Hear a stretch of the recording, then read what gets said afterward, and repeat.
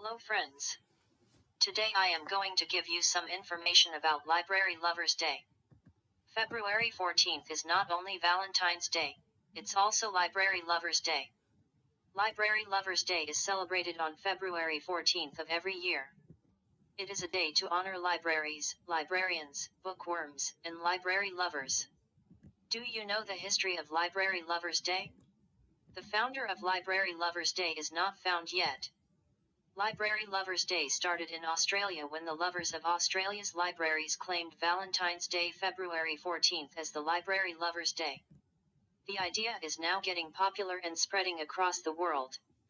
Library Lovers Day is an opportunity for library and information professionals to show off their libraries and for people across Australia to show their love for libraries. Do you know how to celebrate Library Lovers Day? Library Lovers Day can be celebrated by visiting your school library or college library or university library or the local library by showing appreciation to the library and the librarian, by donating some books or money to their library. Show some love to library lover friends by gifting them books. You can also encourage your folks to get a library membership which will motivate them to read and lend books. Thank you for watching. Subscribe for more videos. Like to encourage and support.